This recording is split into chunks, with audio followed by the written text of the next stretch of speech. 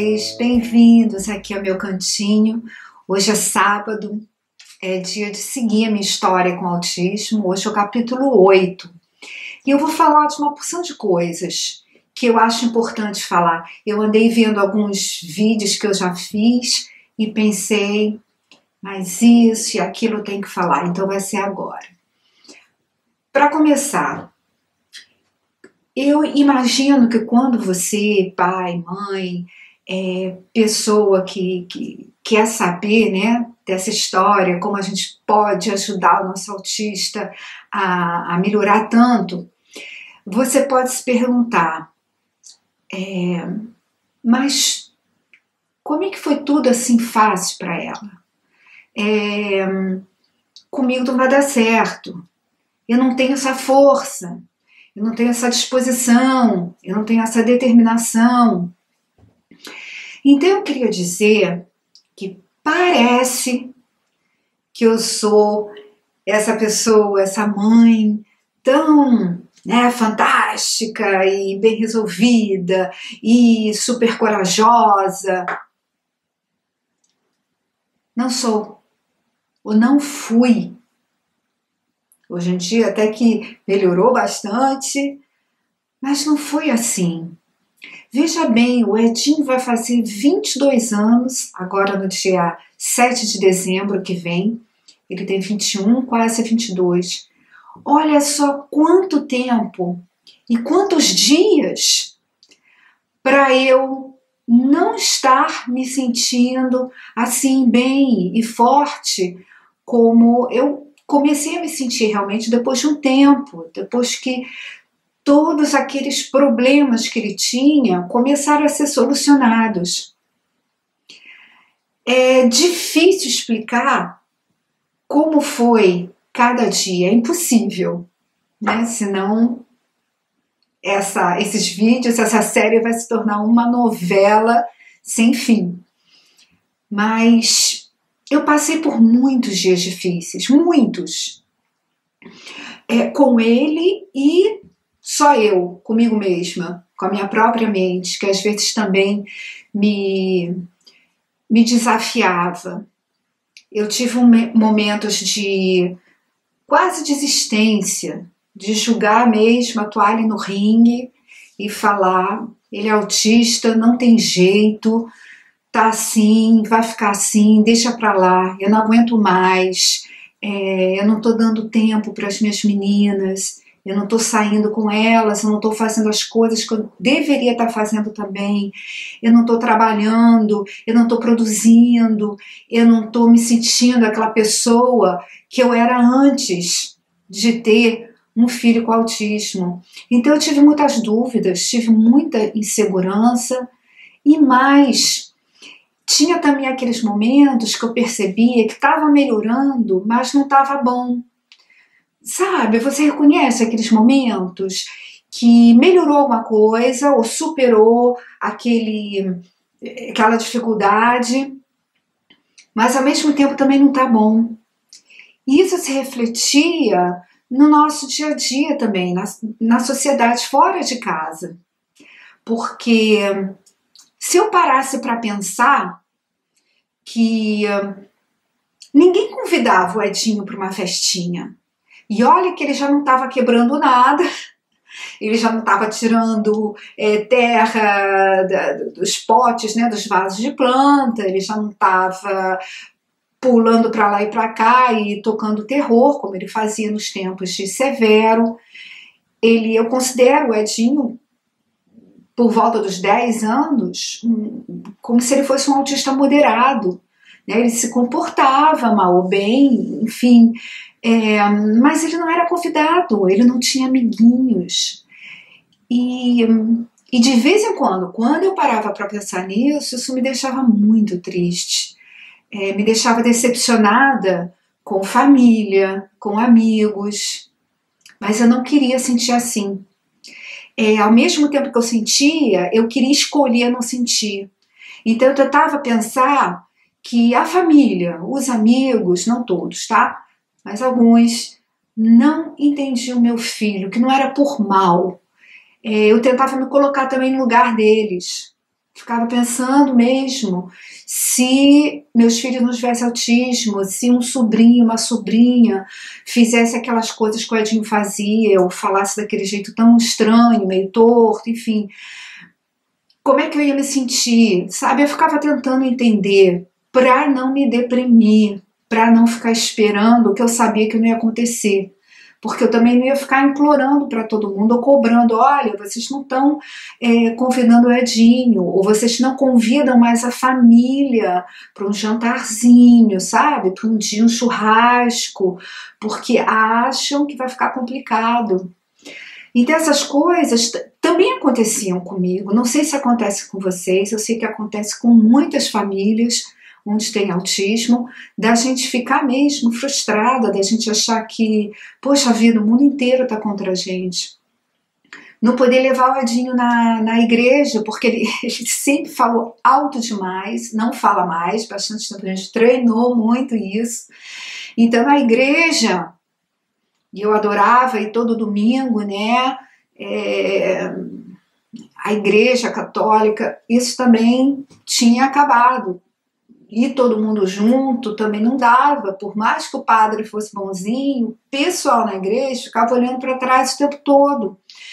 E, enfim, eram tantas coisinhas no dia a dia onde eu sentia que eu, meu filho, ou nós como família, né, meu marido, eu, as irmãs e o Edinho, que não éramos tão bem-vindos.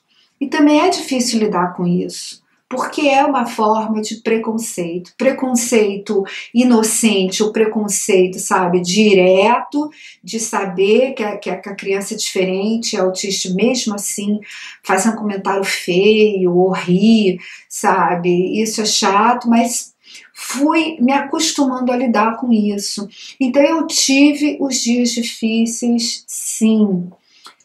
Nossa família teve dias difíceis, mas a gente acabou escolhendo soltar essa parte, deixar essa parte de lado. Isso quer dizer nos preservarmos, né? Eu ensinei as meninas também a se protegerem de comentários não muito simpáticos, olhares e falta de convites mesmo. Aí eu comecei a pensar e a realmente focar no fato de que eu tinha que procurar minha turma. Eu tinha que ficar no meio de pessoas que nos aceitavam como éramos, uma família autista, porque o autismo afeta assim toda a família. A criança tem autismo, mas o pai e a mãe se tornam, né, diferentes também de uma ou outra maneira, e os irmãos também. Então o autismo estava ali na nossa família, a gente estava aceitando, a gente estava protegendo e a gente estava aprendendo a lidar com ele, não só dentro de casa, mas assim, fora de casa também. Então volto a dizer que a gente escolheu soltar o que não estava contribuindo nem para o nosso bem-estar, nem para o bem-estar dele. É todo um processo, não acontece de um dia para o outro, mas é uma escolha diária. E é isso que eu falo hoje em dia quando eu dou essas palestras inspiracionais para pais ou coach parental. Eu digo para se fortalecerem, porque quando a gente está forte, a gente fortalece nosso filho autista também, né? Que eles vão crescendo, eles vão entendendo, eles vão percebendo que eles não são iguais aos outros. E o que a gente faz? A gente não pode mudar cada pessoa que faz alguma coisa que a gente não gosta, ou que estampa aquele preconceito, mas a gente pode mudar, sim, o jeito que a gente vai reagir a essa pessoa. A gente vai ignorar, a gente vai falar alguma coisa, a gente vai conscientizar, não é? Tem muita coisa que a gente pode escolher. Então eu queria ter falado isso hoje, porque revi uns vídeos e pensei, me coloquei no lugar de vocês, do telespectador, que pudesse estar pensando que foi tudo fácil. Não foi, mas eu escolhi tentar facilitar ao máximo, ok? Falado essa parte, que eu achei super importante, vamos continuar com a historinha, né? a terapia Growing Minds e o neurofeedback, que realmente ajudou a ele conseguir se concentrar melhor. Isso se refletiu como o aprendizado também na escola ficou cada vez mais fácil, ele ia aprendendo mais coisas. E quando a gente aprende mesmo na escola, a criança, ela se desenvolve. Porque a escola inclusiva não é só para ter um aluno, tá? Um aluno autista, um aluno com algum tipo de deficiência, sentadinho, bonitinho, desenhando, ou ouvindo musiquinha, ou rabiscando. Até que pode, se for só aquilo que ele pode fazer naquela hora. Mas a intenção é sempre de ensinar, né? O mesmo currículo pedagógico que para qualquer outra criança, dentro da capacidade cognitiva, né, da criança. O que ela pode aprender, como ela pode aprender, quanto ela pode aprender.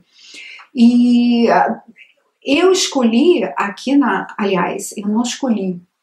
A única opção viável para o Edinho, quando pequeno, quando severo, era o ensino especial. O Edinho era tão autista que a escola inclusiva, a escola regular, como mediador ou professor especializado, não tinha opção. Ele era realmente muito difícil em todos os sentidos. E eu mesma, eu optei pela especial porque eu queria mesmo gente especializada, professores que tivessem algum conhecimento de autismo para saber lidar com a Edinho, para saber ensinar. E foi uma experiência muito boa, tanto que nessa parte agora do tempo em que eu estou, né, estou falando entre os 10 e os 12 anos, ele ainda no ensino especializado foi para essa escola exclusivamente para autistas. Não era uma clínica escola, conceito que existe no Brasil nesse momento, mas era um lugar com muito conhecimento sobre autismo. Todas as crianças nessa escola, que eram na época dele, 78, eram autistas, cada uma com o seu grau, mas havia todo um preparo para ensinar de tudo, né? Aquela criança, a língua nacional, que era o holandês, matemática, geografia, biologia, história, enfim, todo o currículo, mas de uma maneira adaptada para o autista. E foi para ele muito bom, até que, veja bem, olha como é que o Edinho era um caso complexo. O Edinho estava começando a aprender, mas ele tinha ainda muito problema de linguagem. A comunicação sempre foi complicada.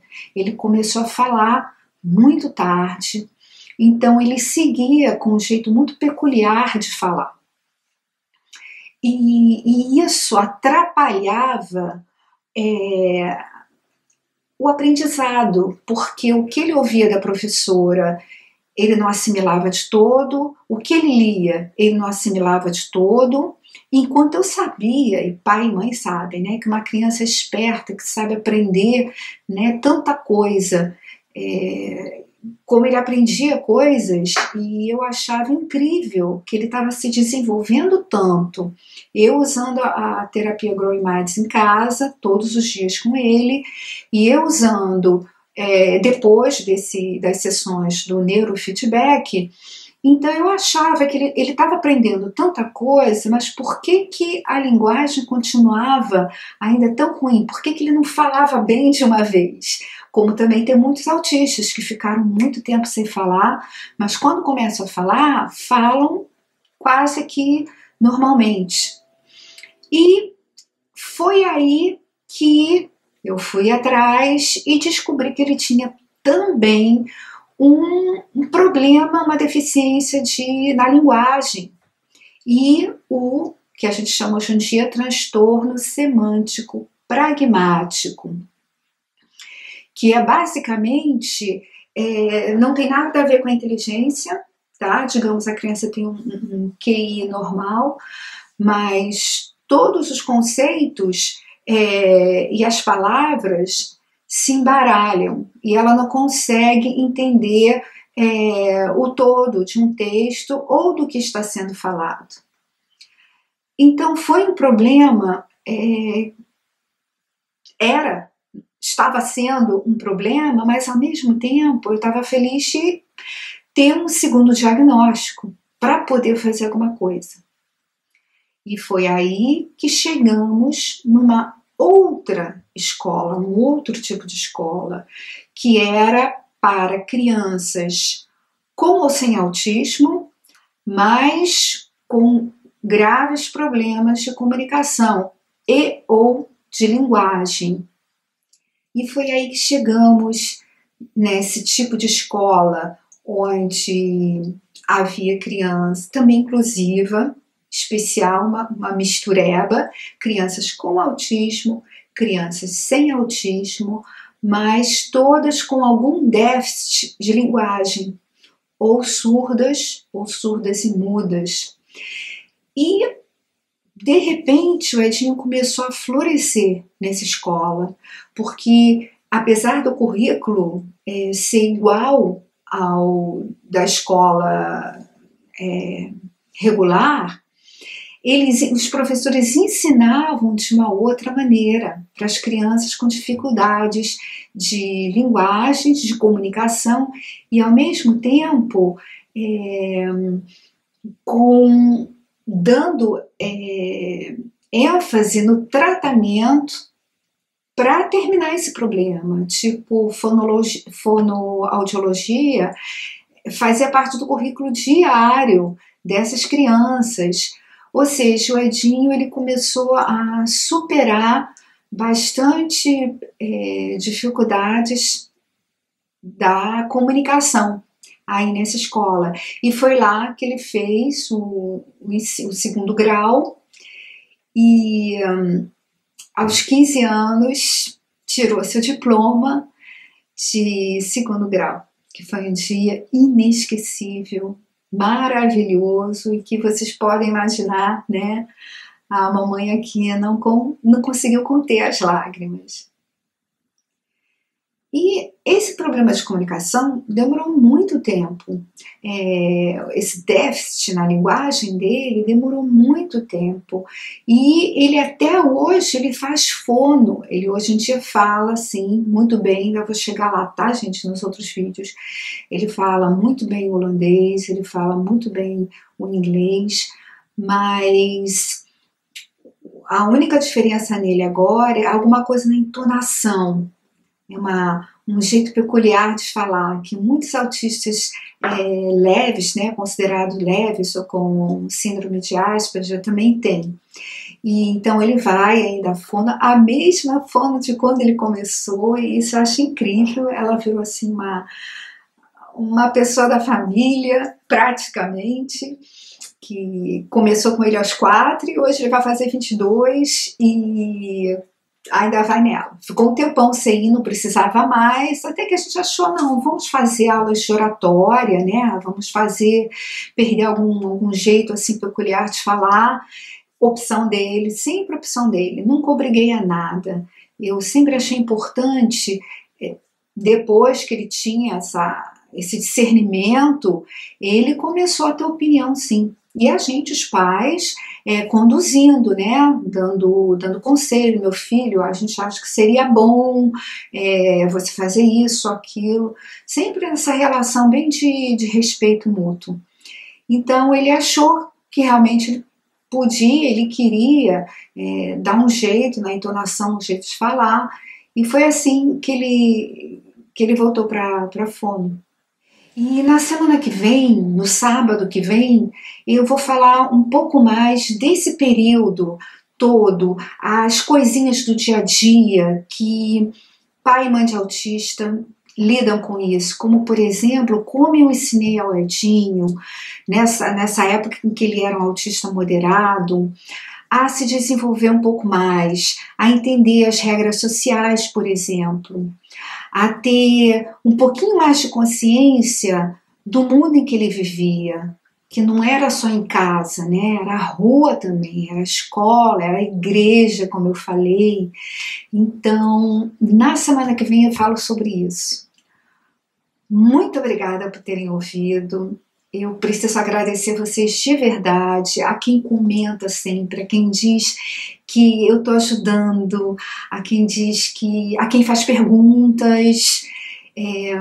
Eu estou recebendo muito carinho de vocês e eu espero mesmo que seja uma coisa boa para vocês assistir esses vídeos, que traga algum calento e alguma informação que seja mesmo valiosa, tá?